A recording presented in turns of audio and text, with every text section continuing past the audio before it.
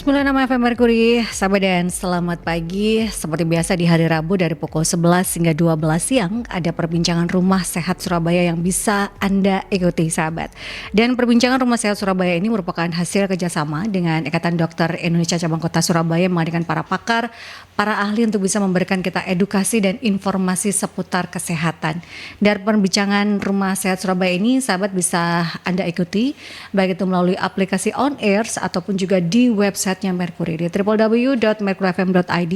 Di website selain audio, Anda juga bisa menyaksikan secara visual di Visual Radio perbincangan Rumah Sehat kali ini ya sahabat. Dan di edisi kali ini kita akan membahas berkaitan dengan yuk bedakan Alzheimer dan pikun. Di bulan kesadaran Alzheimer ini sahabat sudah hadir di studio ada Dr. Yuda Haryono, spesialis neurologi, subspesialis neurodegeneratif konsultan. Apa kabar dok? Kabar luar biasa.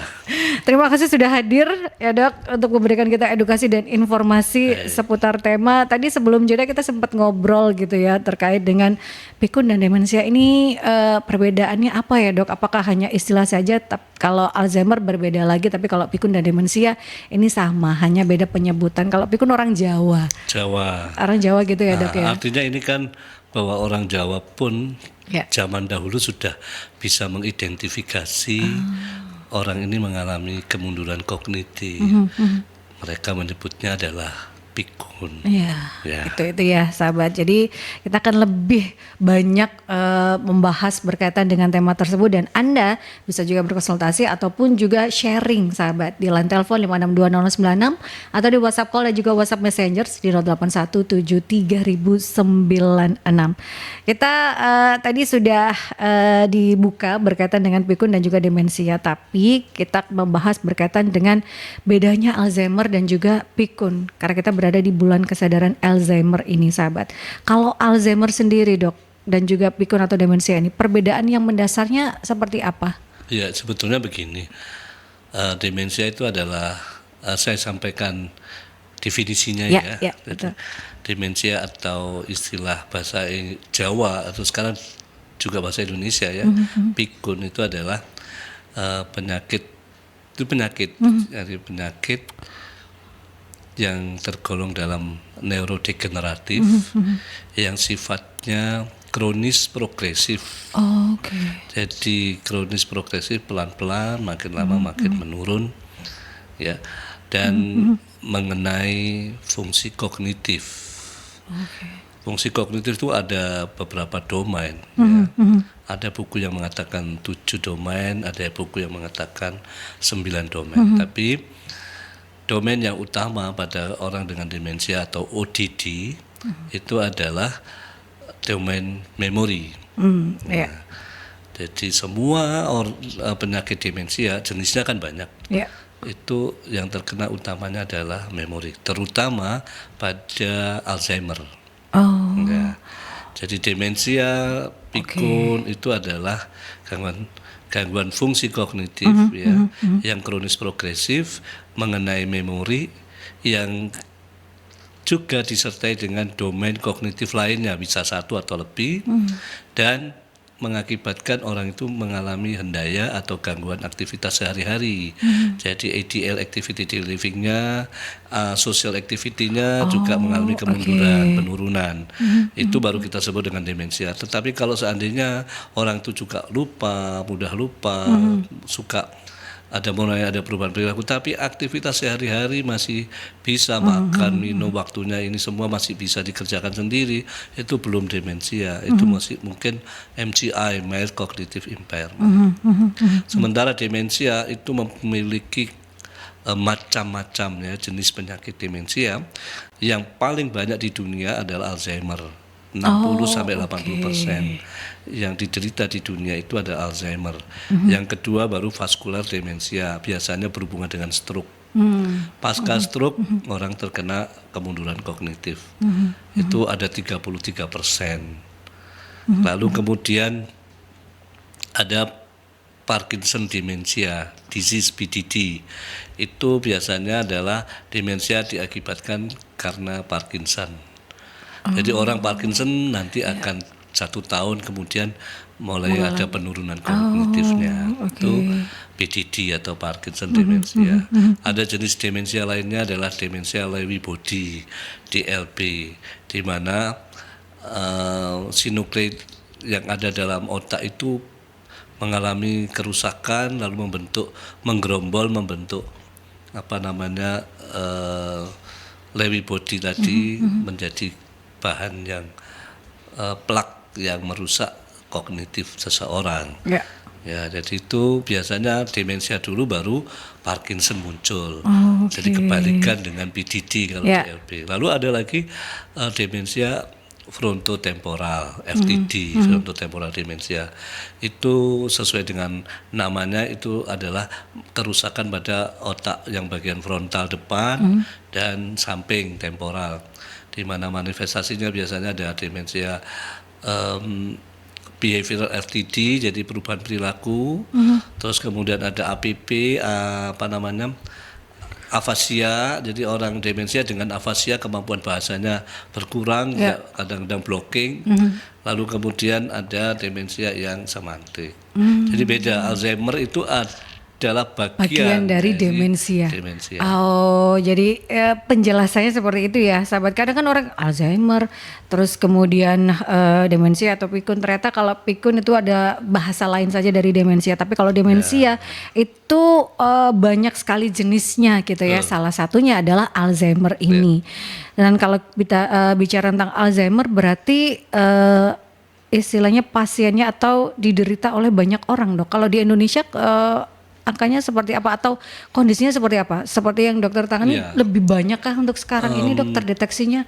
Justru yang kita tangani baik di rumah sakit maupun di klinik itu, dan kita sudah mengumpulkan data di beberapa center di Indonesia, justru demensia vaskuler yang terrecord. Saya katakan terrecord, artinya belum semua terrecord. Karena apa? Kalau kita tidak memiliki tools dan kemampuan dalam mendiagnosis demensia, resikonya kalau kita mendiagnosis demensia pada orang itu tidak. Dan itu kan resiko hukum. Betul. Resiko hukum. Dulu ada kasus juga kan, pejabat di Jakarta, istrinya dinyatakan demensia. Tapi ketahuan jalan-jalan di Thailand, lalu kemudian dites ulang ternyata tidak pikun. Dokter spesialis sarafnya yang menentukan diagnosis itu dicopot dari profesinya. Jadi seperti itu. Jadi artinya dampak hukum, sehingga harus hati-hati menegakkan diagnosis demensia. Jadi itu under recording gitu ya. Jadi yang terrecord itu baru demensia parsial gitu ya. Yang paling vaskular paling banyak pasca stroke. Kalau stroke kan ada akibat itu ya, Dok ya, akibat kondisi stroke tersebut gitu. Kalau ya. Alzheimer kan tidak ada sebab apa-apa, tiba-tiba menurun gitu kan.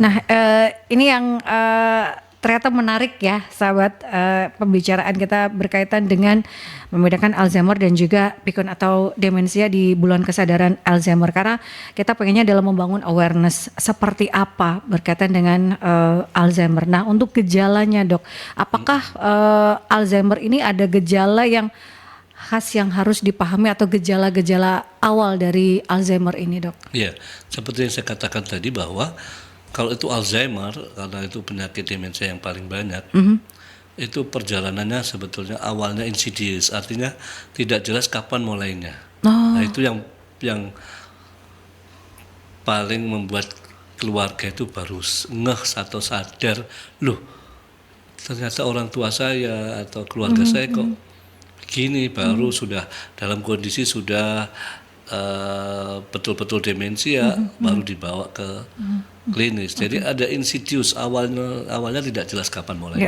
Dan perjalanannya progresif pelan-pelan yang kadang-kadang tidak dirasa. Awalnya mungkin namanya kita sebut dengan forgetfulness, mudah lupa. Mudah lupa, apalagi zaman sekarang begitu banyak tuntutannya harus cepat, harus ini, maka itu membuat stresor tersendiri kan. Seringkali itu tidak disadari, akhirnya kita pernah suatu ketika mengalami burnout.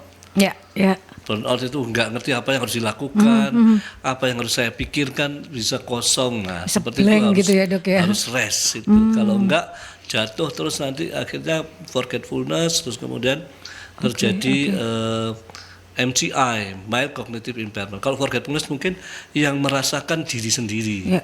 Aku kok sering lupa ya, Dok, gitu kan, kalau tanya-tanya. Tapi kalau kita evaluasi, oh ini masih dalam kondisi forgetfulness yang harus kita cegah, jangan sampai jatuh ke MCI atau jatuh ke demensia. Kalau forgetfulness masih bisa dibenahi dengan pola hidup, gaya hidup, dan cara manage hidup nih, supaya tidak jatuh ke MCI. Kalau sudah MCI, orang lain ikut mengeluh. Kamu ini kok sekarang sering lupaan, jadinya akhirnya terganggu. Activity daily life-nya mengganggu social life gitu ya, Dok ya. Orang lain terganggu. Kegiatan pekerjaan akhirnya terbengkalai karena itu. Nah, itu sudah mulai harus kita evaluasi, deteksi dini sudah sampai di sini kah, sudah sampai di MCI kah. Nanti setelah itu baru ke demensia. Kalau sudah demensia, artinya orang itu sudah tidak bisa melakukan aktivitas sehari-hari, sering keliru, sering lupa, atau bahkan jalan, wah, kemana saya nggak ngerti, atau ini di mana, sudah mulai disorientasi. Ya, seperti itu kita harus, ini sudah akan mengarah ke sana, atau prodromal itu menuju ke demensia. Oh, demensia nggak bisa kembali lagi, sudah sulit. Jadi kalau sudah jatuh demensia, makanya kami sebagai ahli ini untuk melakukan edukasi kepada masyarakat dan petugas kesehatan supaya kita deteksi dini untuk mendapatkan jangan sampai orang jatuh demensia. Jadi kita menemukan kasus-kasus yang masih forgetfulness, apalagi MCI. Dengan begitu kita bisa melakukan edukasi, penanganan yang tanpa obat, sehingga orang tidak jatuh dalam demensia. Nah, untuk forgetfulness-nya ini derajatnya seberapa, Dok? Kalau akhirnya wah ini sudah mulai gawat ini. Dalam artian dalam sehari itu banyak sekali forgetfulness-nya, berarti itu sudah. Betul, jadi memang tidak ada ininya, tapi ini secara garis besarnya, jadi secara aplikatifnya itu adalah kalau diri kita udah mulai sering lupa, kita merasakan, loh kok ini aku tadi ini habis ke sana, mau menuju ke sana, mau tujuannya ke A, sampai di tengah jalan, saya mau ngapain ya itu kan. Kalau sudah sering-sering begitu, menaruh sesuatu barang sudah mulai cari-cari lagi, apalagi kalau hidupnya berantakan ya, artinya naruh kunci tidak teratur, tidak pada tempatnya, itu udah pasti kacau, itu nantinya akan jatuh ke MCI karena otaknya mengalami confuse. Ya, kalau sudah brain confuse itu nanti akhirnya tidak bisa connect, karena bahasa komunikasi di otak itu adalah neurotransmitter. Neurotransmitternya menjadi lalu lintasnya kacau. Listriknya nggak nyala di kepala gitu kan, bahaya gitu ya, Dok ya. Itu tuh yang. Nah, tadi dikatakan oleh Dr. Yuda bahwa stres ini jadi salah satu faktor resiko berkaitan dengan Alzheimer atau demensia ini nggak sih, Dok? Iya. Jadi salah satu risk faktornya pengendalian stres. Selain stresor, faktor resikonya benar akan kacau. Stres tidak akan bisa kita hindari ya, stresor ya. Tapi kalau kita manage dengan baik, maka itu justru membuat otak kita awareness-nya menjadi bagus. Tapi kalau kita kacau, apalagi nanti ini saya nggak tahu sih ke depannya bagaimana. Orang yang mudah patah semangat itu ya kalau strawberry itu. Itu kan strawberry generation gampang, itu gampang mutung, gampang putus asa, ada struggle, ada tantangan sedikit aja udah sudah limbung kalau bahasa Jawa gitu. Akan bisa mempengaruhi kemampuan otak untuk bisa problem solving dengan baik ya. Ini salah satu faktor resiko. Faktor resiko lainnya, Dok, berkaitan dengan penyakit Alzheimer selain stres apa saja? Apakah begadang ini juga jadi salah satu faktor resiko? Selain kadang orang bicaranya kan kalau orang lupa atau Alzheimer adalah usia tua gitu, Dok. Seperti apa, Dok? Jadi kalau Alzheimer itu genetik ya, genetik. ada kerusakan pada gen dalam kromosom tertentu. Seperti misalkan protein PSEN1 berarti dia kerusakan itu ada di kromosom nomor 13. Kalau PSEN2 itu ada di kromosom nomor 1. Kalau ada apolipoprotein beta amyloid protein ya, itu prekursor proteinnya itu rusak di nomor 40 dan nomor 42. Atau apolipoprotein E4 itu. Jadi artinya ada kerusakan-kerusakan protein-protein yang mengkoding untuk memori, untuk kognitif rusak, maka dia akan terganggu dan itu genetik. Nah, untuk mencegah jangan sampai orang itu jatuh ke sana, ada kiat-kiat. Yang pertama tentu lifestyle, gaya hidup. Baik aktivitas istirahat yang cukup, karena kalau istirahat kurang maka otak tidak ada restnya, tidak ada memulihkan kembali, karena di sini lalu lintas otak udah lalu lalang begitu padat, tidak ada rest untuk memulihkan, dan itu akan berbahaya jatuh ke sana. Jadi itu kemudian exercise, latihan pagi hari, exercise yang sederhana. Nah, sekarang lagi booming kali ya senam otak. Nah, itu juga salah satu untuk mencegah jangan-jangan ini. Dan kalau orang itu otaknya tidak baik, tidak digunakan dengan baik, ya akan jatuh ke sana. Pola makan, makanan-makanan yang memperkuat sel-sel otak itu misalkan mengandung omega 3, makanan-makanan yang mengandung kolin seperti kacang-kacangan, ya, almond, kacang seperti itu mengandung kolin, atau soy ya. Kedelai gitu ya. Soy itu juga mengandung, tapi kalau berlebihan juga tidak baik. Ya, segala sesuatu yang berlebihan memang tidak dibolehkan gitu ya. Jadi semua itu perlu nutrisi, exercise bisa mental exercise, physical exercise, ya. Itu juga Yang ketiga, apabila sudah mulai ada itu, maka keluarga juga harus diedukasi dengan edukasi yang baik supaya kita terhindar dari itu. Berarti karena ini genetik, mungkin dari kakek atau orang tuanya kalau sudah ada yang terdeteksi ya dok ya. Kita bicara terdeteksi. Nah ini sebenarnya bisa dicegah dengan lifestyle, kemudian exercise tidak hanya fisik ternyata tapi juga mental, secara mentally itu juga butuh sahabat, begitupun dengan nutrisi berkaitan dengan pola makan sahabat. Omega 3 kemudian yang mengandung kolin, tapi dengan catatan jangan berlebihan. Kadang kan orang kita, wah ini baik mencegah, langsung semuanya banyak dikonsumsi. Nah itu juga yang berlebihan juga tidak boleh sahabat ya. Yang seimbang gitu ya dok ya. Yang seimbang itu akan bagus baik fisik dan juga mentally kita sahabat. Kita ke jeda iklan terlebih dahulu, tetap stay tune di perbincangan Rumah Sehat Surabaya bersama dengan Dr. Yuda Haryono, spesialis neurologi, subspesialis neurodegeneratif, konsultan, karena kita sedang membahas yuk bedakan Alzheimer versus pikun di bulan kesadaran Alzheimer ini ya. 5620096 dan juga WhatsApp call Messengers di 08173096 bisa Anda manfaatkan untuk sharing ataupun juga berkonsultasi di perbincangan Rumah Sehat Surabaya. 96 FM Merkuri, sahabat, masih di perbincangan Rumah Sehat Surabaya bersama dengan Dr. Yuda Haryono, spesialis neurologi, subspesialis neurodegeneratif, konsultan, karena kita sedang membahas yuk bedakan Alzheimer versus pikun di bulan kesadaran Alzheimer ini. Sudah ada yang bergabung, ada Arasya Septia. Dok mau tanya, apa bedanya Alzheimer dan demensia, di mana keduanya kan berhubungan dengan berkurangnya ingatan. Mohon penjelasannya, dan apakah semuanya itu dikarenakan faktor usia ya dok? Iya, seperti yang saya jelaskan tadi dari awal bahwa Alzheimer itu adalah penyakit demensia, salah satu penyakit demensia. Memang utamanya terkena adalah memori, ingatan. Nah, memori yang utama yang terkena adalah memori jangka pendek.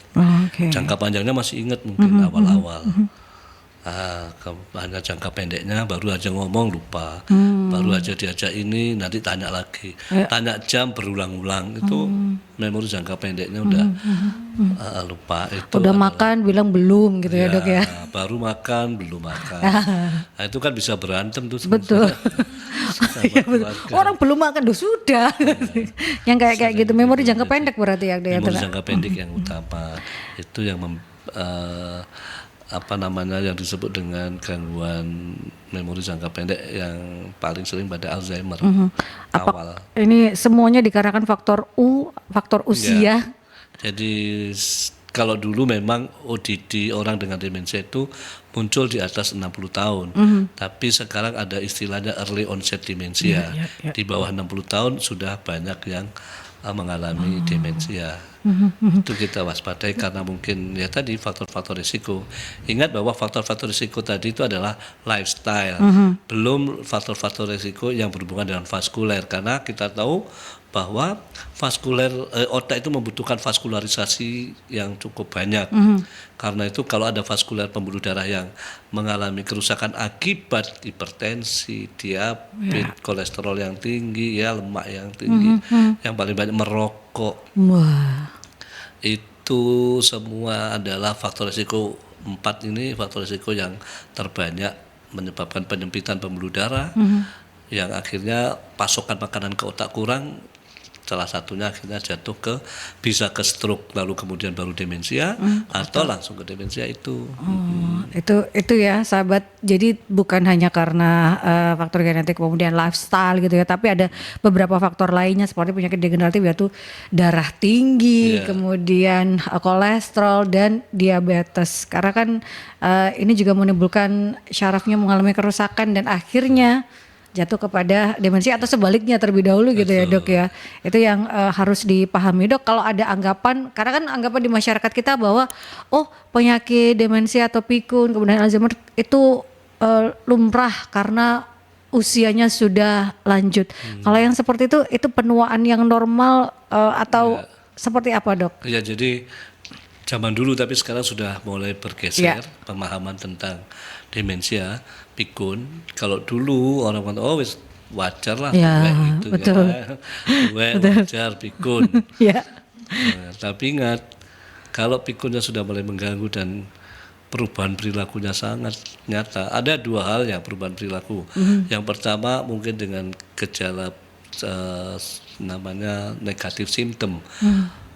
Demensia dengan depresif, diam, kadang-kadang menangis sendiri, nggak mau bersosialisasi, mengurung diri, atau sebaliknya demensia dengan positif simptom, marah-marah, melempar, mukul, jambak, jiwit, istilahnya begitu ya, bahkan sampai mengeluarkan kata-kata yang tidak baik, terus kemudian wandering, mondar-mandir, keluar masuk, itu positif simptom. Halusinasi, ya halusinasi itu berarti ya udah grade-nya udah moderate ya, karena ada mild, moderate, severe.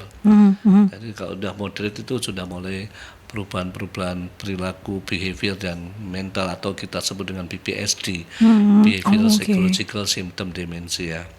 Itu udah moderate atau moderate to severe. Ya, jadi nggak bisa kita sebut dengan hal yang wajar, itu penyakit. Tapi memang ada demensia related age, artinya sejajar dengan usianya, perkembangan usianya.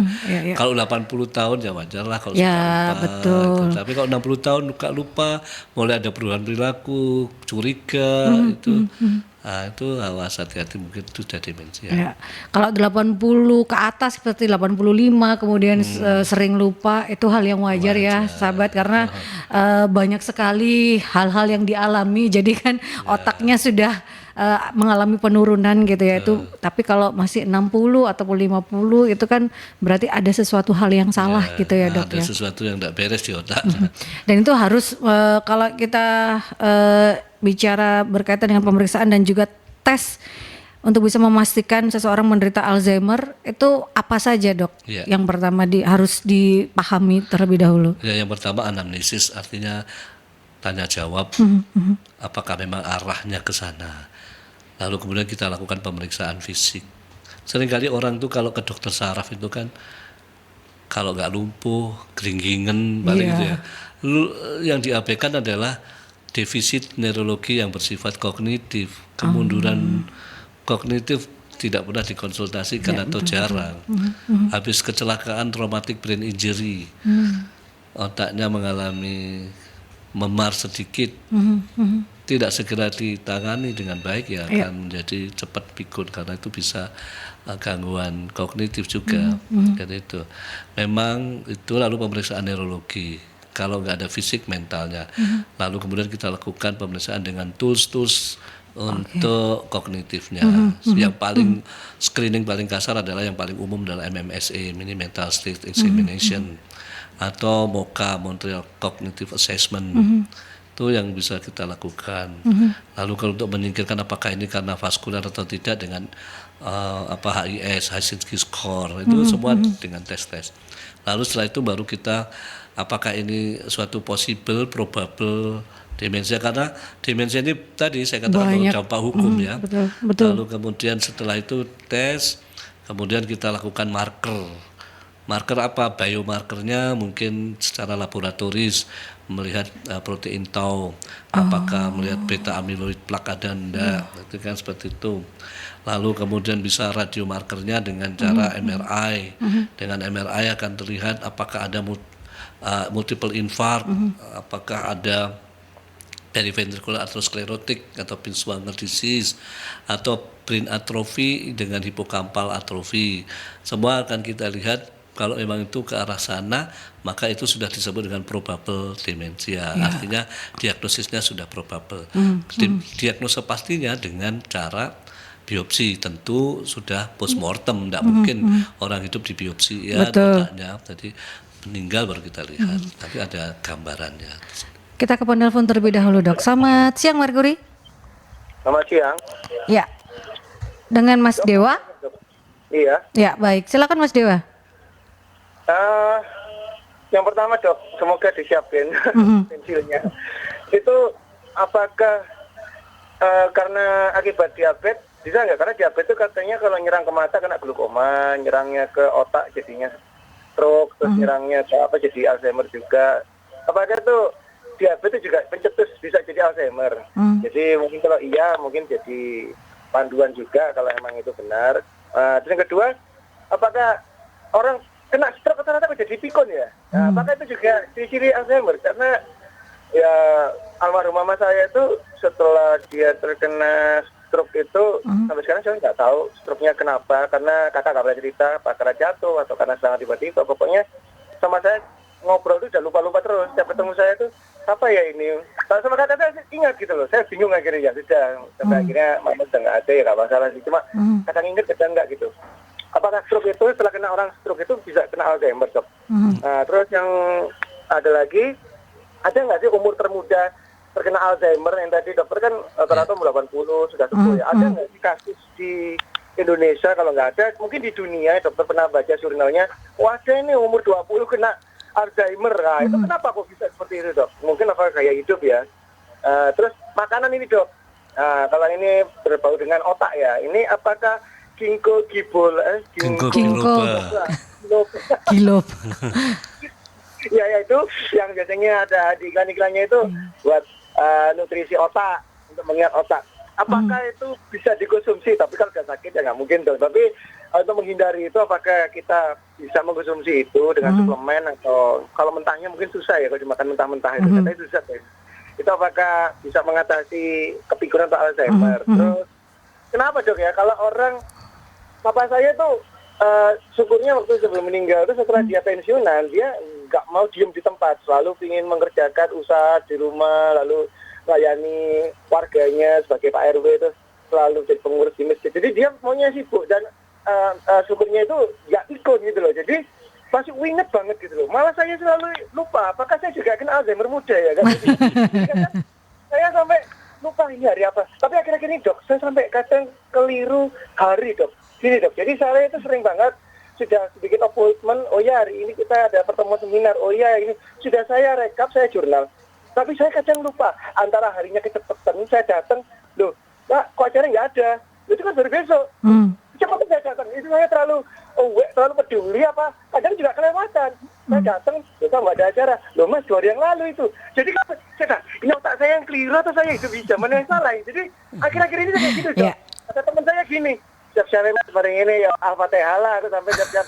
Oh iya, gak apa-apa, berarti aku siap-siap, asik harus tandain ini ngomong. Tapi kata teman saya mau gitu, katanya orang udah kayak gitu ya, berarti mau mendekati hari, atau mateng. Tapi ini tidak maksud nih, kalau dari wayai atau jadi apakah itu bisa sebagai dampak pikun dalam Alzheimer gitu loh. Terus tadi istirahat setuju banget ya.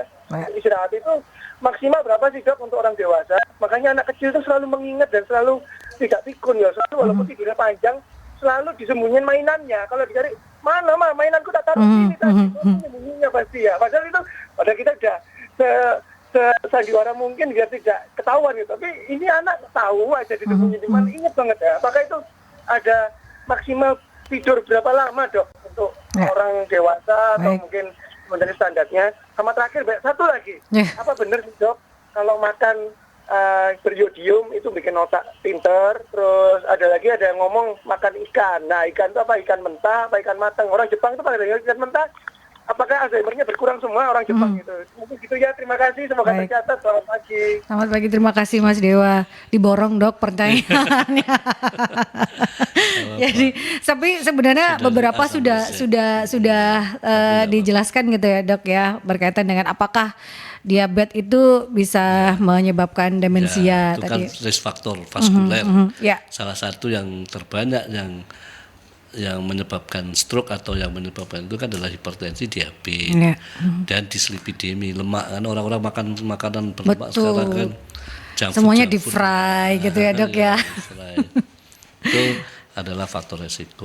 Oleh karena itu demensia, ada demensia Alzheimer kalau langsung jatuh ke demensia, tapi kalau kemudian dia juga kena serangan stroke ya terjadi vaskuler demensia.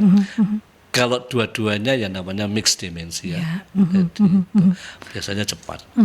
Dan kedua adalah apakah stroke itu bisa membuat si pasien jadi Alzheimer atau pikun demensia gitu. Tadi dikatakan mamanya itu mengalami hal tersebut, sering lupa setelah terkena serangan stroke gitu dok.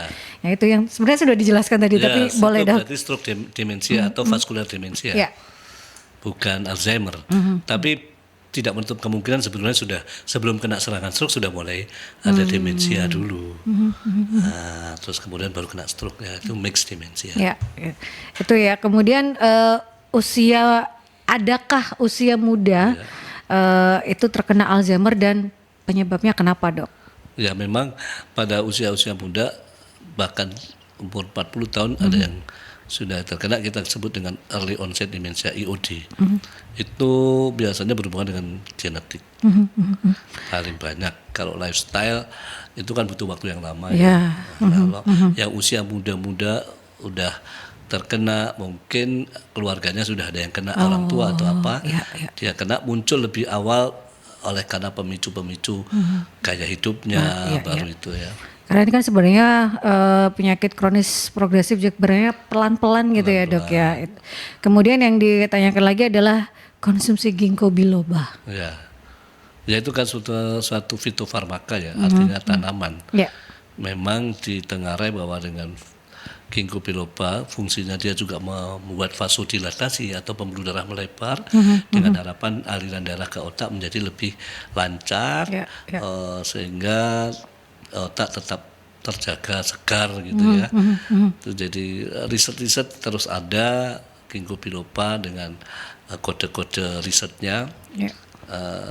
Beberapa mengklaim bahwa dengan minum ginkgo biloba teratur akan memperbaiki sel-sel otak, bisa untuk akhirnya untuk penderita stroke, untuk penderita orang dengan demensia. Ada banyak sekarang namanya disebut dengan neuroprotektan. Ada banyak bahan-bahan neuroprotektan karena sesungguhnya otak itu membutuhkan neuroplasticity yang bagus, artinya bertumbuhnya tangkai-tangkai sel otak itu berkembang dengan baik itu perlu ada neuroprotektan. Neuroprotektan bisa bentuknya ginkgo biloba, ada golongan kolin, ada golongan macam-macam. Omega 3 itu tadi gitu Omega ya. 3 semua itu neuroprotektan, suplemen-suplemen yang memperbaiki sel. Nah, yang berikutnya tadi itu ayah dari Mas Dewa ini meskipun sudah pensiun gitu ya, tapi tetap beraktivitas sehingga kalau lupa itu tidak sering gitu ya, bahkan karena kesibukannya sampai ingat apapun sampai detailnya tuh masih ingat gitu. Detail masih bagus. Aktivitasnya berarti kan kita bicara tentang aktivitas itu kan bicara tentang fisik dan juga mentally gitu ya dok ya, itu yang masih tetap bergerak gitu ya. Ya excited, ya kan orang dengan excited yang bagus, mengendalikan atau mengontrol aktivitas fisik dan mentalnya bisa sinergis. Saya kira itu akan menjaga orang itu tetap berpenampilan atau performance-nya sehat. Sehat itu kan bukan hanya fisik ya, fisik, mental, di mana ada kognitif dan behaviornya serta sosialnya. Berarti masih optimis gitu ya. Jadi masih usia berapa tahun masih tetap bekerja. Nah itu yang membuat otaknya berpacu terus gitu ya sahabat. Nah berbeda dengan Mas Dewa yang masih usia muda gitu ya, tapi sering lupa hari, bahkan sering gitu ya tanggal berapa. Fokus itu kalau itu. Oh, fokus Mas Dewa berarti kurang fokus gitu ya dok ya. Berbeda ya, nggak fokus gitu. Dan fokus itu seringkali pada orang-orang muda. Karena ya itu multitasking yang ini belum selesai, ini belum selesai, ini masih banyak itu. Jadi nggak fokus. Itu yang menyebabkan usia muda yang merasa kok saya sering lupa ya, mungkin fokus ya, fokusnya itu banyak karena multitasking kita di era seperti sekarang ini. Nah kalau untuk istirahat, tadi diibaratkan Mas Dewa adalah anak kecil saja kita mainannya itu masih ingat gitu ya. Istirahat yang baik untuk mencegah Alzheimer atau demensia ini untuk supaya otak kita itu tetap sehat itu berapa baiknya dok? Kalau anak kecil tuh kan memang filenya masih sedikit. Betul, belum banyak ya. Udah berumur tuh filenya udah banyak. Banyak sekali. Sehingga menatanya juga akhirnya kacau kadang-kadang kalau nggak teratur dengan baik. Tapi pada anak-anak tentu tidurnya lebih panjang. Nanti semakin dewasa semakin berkurang. Yang paling ideal adalah pada orang dewasa maupun dewasa tua 6-8 jam. Dengan 6-8 jam padam, terutama ada malam hari ya. Jadi bukan tidur siangnya banyak, malam enggak tidur. Begadang gitu ya. Karena itu juga tidak sama sehat. Aja ya, dok. Karena otak bekerja untuk mengendalikan stres, mengontrol neurotransmitter di otak itu pada malam hari dengan melatonin hormon yang bekerja oleh otak yang pada hipotalamus itu dia akan mengontrol kerjanya pada malam hari. Nah, seringkali orang kan nggak apa-apa podoai, nggak bisa. Jadi tidur malam itulah yang penting. Di samping itu juga tidur malam akan setelah otak itu ditata maka dia akan mengatur metabolit dalam tubuh. Levernya bekerja membuang sampah-sampah, tubuh bekerja membuang sampah-sampah sehingga pada pagi hari dibuang sampah-sampah itu. Artinya itu adalah siklus tidur bangun yang baik, sirkadian tidur yang bagus. Ya 6-8 jam pada usia dewasa dan malam hari. Itu yang terpenting. Jadi seperti lagunya Bang Roma ya, begadang boleh kalau ada artinya, kalau enggak boleh gitu ya untuk kesehatan kita gitu ya sahabat. Nah tapi kalau usia muda kan dipacu dengan target-target itu kan kalau bisa hari 24 jam itu kurang. Betul ya. Bisa 35 jam gitu. Nah ini kalau kita bicara tentang konsumsi ikan itu kan minyak baik gitu ya dok ya. Itu bagusnya yang mentah atau yang matang? Karena kan membandingkannya dengan negara Jepang yang sashimi gitu ya. Seperti apa dok? Memang ikan segar jauh lebih baik. Cuman kalau cara memasaknya kurang baik ya juga ikan itu dibudidayakan di mana? Karena kan bisa mengandung merkuri, bisa mengandung macam-macam merkuri. Mengandung merkuri, tapi zat yang lain gitu. Terus kemudian kalau memasaknya misalkan dengan bakar-bakar sampai gosong kan akan menghasilkan bahan oksidatif yang merusak tubuh. Jadi ikan-ikan apa yang baik adalah ikan-ikan yang bersisik dan berekor, seperti salmon, ikan tuna, ikan bandeng. Kalau yang kepiting, udang, kerang, cumi, lobster, Ya, enak kolesterolnya memang. tinggi dong. Enak memang. Iya, enak memang itu dah. ya, itu. Oh. Kalau kita konsumsi dengan berlebihan, Ya. dan kemampuan tubuh kita dalam memetabolisme sudah kurang, maka akan menjadi racun buat kita. Itu Ya, ya. ikan itu yang berisik dan berekor, ya bukan bercapit dia. Itu ya dok. Ini ada pertanyaan lagi dari Erika Syafa sebelum kita ke jeda iklan dok. Apa yang harus dilakukan keluarga kalau ada anggota keluarga yang mulai pikun atau sering lupa-lupa? Seringnya sering sekali dok. Dan apakah faktor gaya hidup seperti merokok itu mempercepat timbulnya Alzheimer atau demensia dok? Ya, jadi memang upaya kita ini, makanya kalau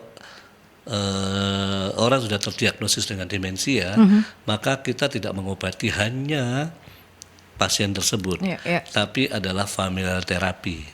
Keluarga harus kita terapi, karena dalam perjalanannya makin lama makin menjengkelkan. Ya betul. Nanti bisa stres sendiri Ya, keluarganya. ada positif symptom yang edukasi, disebutkan. ya. Oke. Jadi kita harus edukasi, kita harus ajari bagaimana cara menangani orang dengan demensia ODD. Lalu kemudian kita kendalikan supaya nggak stres. Kada waktunya caregiver harus rekreasi. Jadi karena itu caregiver harus bergantian dan melakukan dengan penuh kasih sayang. Ya, kadang-kadang kalau menjengkelkan kan dijiwi, dipukul, dibentak. Kita tahu bahwa orang tua dengan demensia ODD itu adalah bukan kembali seperti anak-anak, tetapi adalah orang dewasa yang terbatas. Dia punya harga diri, dia punya ketersinggungan. Nah, beda dengan anak-anak, kita bentak, kita ini sudah lupa 5 menit, sudah nggak memperhatikan. Itu beda. Karena secara emosional kan berbeda ya, kalau anak-anak masih belum memahami, tapi kalau orang yang sudah tua gitu ya, yang sudah lanjut, mereka kan kalau orang Jawa bilang sudah banyak makan asam garam gitu ya dok ya, jadi pasti ada ego yang bisa terkena gitu ya sahabat. Terus merokok ya akan mempercepat timbul. Ya, karena ada bahan-bahan. Ya, pertama nikotin itu sendiri, sebetulnya nikotin itu diperlukan oleh otak loh, tetapi pada kebutuhan tertentu dengan batas tertentu, dan itu dihasilkan oleh otak sendiri. Oh, bukan dihasilkan dari luar. Asap gitu ya. Dan asap rokok itu sendiri kan mengandung bahan racun, tar itu ya. Dan itu bisa merusak seluruh organ dari yang dilewati oleh asap itu, dari mulai hidung, paru, masuk pembuluh darah, tersimpan di otak, maka akan merusak, dan itu akan bisa menimbulkan penyakit-penyakit degeneratif. Itu ya sahabat, ternyata memang ya itu kan kebiasaan yang tidak baik gitu ya kalau kita bicara tentang merokok. Kita ke jeda iklan terlebih dahulu, sahabat tetap stay tune di Perbincangan Rumah Sehat Surabaya bersama dengan Dr. Yuda Haryono, spesialis neurologi, subspesialis neurodegeneratif konsultan. Karena kita sedang membahas yuk bedakan Alzheimer versus pikun di bulan kesadaran Alzheimer. Sahabat, masih di Perbincangan Rumah Sehat Surabaya, kita membahas tema yuk bedakan Alzheimer versus pikun di bulan kesadaran Alzheimer ini sahabat. Dan kita membahas bersama dengan Dr. Yuda Haryono, spesialis neurologi, subspesialis neurodegeneratif konsultan sahabat. Dan ternyata mungkin kita belum sering ya dok di perjalanan rumah sehat untuk membahas berkaitan dengan Alzheimer ataupun juga demensia ini, sehingga banyak yang bertanya dok. Ini ada Pak Romi, dok, apakah stimulasi otak seperti membaca atau bermain puzzle itu benar-benar bisa membantu untuk mencegah Alzheimer? Ya, saya kira itu salah satu olahraga. Jadi otak jangan dibiarkan pasif. Otak itu aktif, tapi juga dikendalikan dan dikontrol dengan baik. Jadi harus selesaikan tugas setelah tuntas baru ke yang lain. Kalau ini belum, yang lain lagi, yang lain belum, yang lain ini nanti akan menjadi flash of idea. Jadi lompat-lompat pikirannya, itu tidak baik. Puzzle bagus. Itu sama dengan kayak senam otak atau olahraga otak gitu ya dok ya. Kalau puzzle itu hanya berpikir lalu gerakan tangan. Tetapi kalau olahraga fisik dengan misalkan saling menyilang tangan dan kaki, misalkan seperti halnya Oh ya, nembak, kayak gerakan-gerakan ya, gitu. nembak Ya, kelinci betul. itu ya. Ya. Bergantian itu sebetulnya adalah melatih otak kanan dan kiri bersinergi, karena ada di situ ada jalur koneksi yang namanya corpus callosum, kanan kiri bergantian tuh ini gantian tuh bagus. Itu olahraga yang ringan, sederhana, bisa dimanapun kita nganggur-nganggur kita lakukan, itu juga bisa. Dan sebagai mungkin sebagai seorang anak, Anda bisa mengajak orang tua kita untuk bermain itu gitu ya Dok ya. Bisa. Kan sambil main sambil ngobrol itu Happy. bisa. Dilakukan dengan happy, tidak terpaksa. Ya, jangan ada paksaan ya. Kalau terpaksa itu beban untuk otak. Tapi kalau happy itu membuat dopamin menjadi meningkat, jadi lebih baik. Mungkin saat acara kumpul keluarga itu bisa dilakukan beramai-ramai gitu kan. Itu jadi salah satu permainan senam otak gitu ya sahabat. Dok, kalau kita bicara tentang tata laksana, pengobatan dan juga perawatan bagi penderita Alzheimer seperti apa Dok? Perawatan penderita Alzheimer. Jadi Atau pengobatannya? Pertama ya kita harus menegakkan diagnosisnya. Apakah tergolong mild, apakah moderate to severe. Nah, nanti baru tahapan penanganannya akan berbeda-beda. Pengobatannya juga berbeda, farmaka dan non farmaka, artinya dengan obat-obatan dan tanpa obat-obatan. Tapi yang utama justru tanpa obat-obatan. Itu penting sekali. Yang ya, tadi saya ulang lagi adalah nutrisi yang baik, nutrisi yang seimbang, nutrisi yang sehat. Lalu kemudian exercise. Exercise itu bisa mental exercise, physical exercise, ya, cognitive exercise, mental exercise itu sama physical exercise itu harus sinergis. Lalu kemudian pengendalian stres, mengatur irama hidup dengan baik, siklus tidur bangun dengan baik. Lalu kemudian caregiver juga harus ditangani juga, itu akan bisa membantu. Karena caregiver ini kan karena kita polanya dari Alzheimer ini kan sangat luar biasa gitu ya Dok ya, sehingga si caregiver ini juga jadi perhatian dalam perawatan ataupun juga pengobatan dari si pasien. Kemudian terakhir Dok, sebagai penutup, apa yang ingin disampaikan Dokter Yuda untuk masyarakat berkaitan dengan penyakit Alzheimer di dalam rangka bulan kesadaran Alzheimer ini Dok? Ya, seperti tadi bahwa ODD, orang dengan demensia, tentu orang usia di atas 60 tahun. Tapi jangan lupa ada early onset demensia di bawah usia yang semestinya. Oleh karena itu, mari kita menjaga kesehatan otak kita. Jadi hanya kesehatan fisik, tetapi jangan lupa kesehatan otak, di situ ada kesehatan mental. Dengan demikian kita akan menjadi manusia yang sehat secara fisik, mental, dan sosial, sesuai dengan harapan WHO. Nah itu ya sahabat, ini luar biasa karena kita benar-benar banyak sekali diedukasi oleh Dokter Yuda berkaitan dengan Alzheimer ataupun juga demensia ini, yang mungkin harus digarisbawahi bahwa Alzheimer ini adalah bagian dari demensia. Karena untuk demensia ini banyak sekali jenisnya sahabat, dan salah satunya adalah Alzheimer. Dan untuk sahabat-sahabat Mercury yang menjadi caregiver, Anda luar biasa ya sahabat, benar-benar luar biasa karena menangani atau bersama dengan orang Alzheimer ini tantangan tersendiri gitu ya sahabat. Dan yang terpenting adalah jaga kesehatan untuk Anda juga dan untuk yang Anda rawat. Terima kasih sekali lagi Dr. Yuda Haryono sudah hadir, sudah memberikan kita edukasi dan informasi seputar banyak hal berkaitan dengan tema kita kali ini Dok. Terima kasih, sama-sama. Ketemu lagi di perbincangan berikutnya ya sahabat di Rumah Sehat Surabaya, yang merupakan hasil kerjasama dengan Ikatan Dokter Indonesia Cabang Kota Surabaya, yang memang menghadirkan para pakar, para ahli untuk bisa memberikan kita edukasi dan informasi seputar kesehatan. Untuk Anda yang tertinggal, perbincangan saya bersama dengan Dr. Yuda Haryono, spesialis neurologi, subspesialis neurodegeneratif konsultan. Anda bisa menyaksikan kembali di YouTube channelnya Mercury di Radio Mercury 96. Saya Anta Lestari, stay safe, stay healthy, be happy, dan wassalamualaikum warahmatullahi wabarakatuh. Waalaikumsalam.